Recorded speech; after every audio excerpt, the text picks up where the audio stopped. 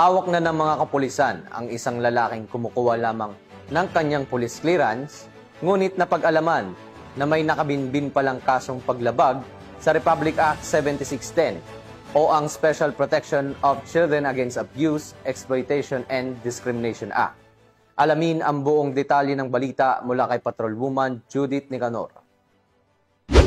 Hawak na ng kapulisan ng Lapu-Lapu City ang isang suspect na wanted person matapos itong nagtangkang kumuha ng National Police Clearance at nadeskobreng may kaso itong Other Sexual Abuse, Republic Act 7610 o Special Protection of Children Against Abuse, Exploitation and Discrimination Act sa Police Station 5, Barangay Pusok, Lapu-Lapu City, Cebu nito lamang nakaraan. Kinilala ang suspect na si Nestor, 45 anyos na residente ng Bagong Silingan, Barangay Mactan, Lapu-Lapu City. Ayon kay Police Captain Neron Ivan Zarzuelo, officer in charge ng Police Station 5, Lapu-Lapu City Police Office, hindi na nakauwi ang suspect at diretso sa kulungan upang harapin ang kasong Other Sexual Abuse, Republic Act 7610 o Special Protection of Children Against Abuse, Exploitation and Discrimination Act na may 200,000 pisong rekomendadong piyansa. Kasalukuyang nasa kustodiya ng Police Station 5 LCPO ang suspect para sa dokumentasyon at tamang disposisyon.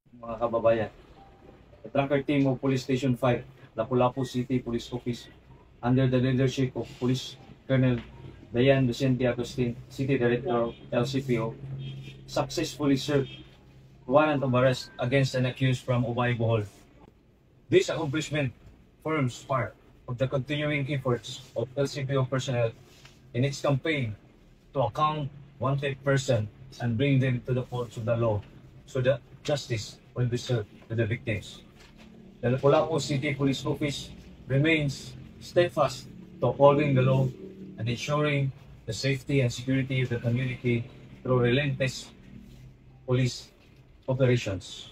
Tinitiyak ng Lapu-Lapu City na sa ilalim ng pamumuno ni Police Lieutenant General Jose Melencio C. Nartates Jr., Acting Chief PNP ay magpapatuloy ang pagtutok ng PNP upang mapanagot ang lahat ng mga kriminal na nagtatago sa batas saan mang sulok ng bansa. Mula dito sa Central Visayas, ako yung Police News Network Correspondent Patrolwoman Judith Nicanor, lagad ng batas, tagataguyod ng Balitang Pulis.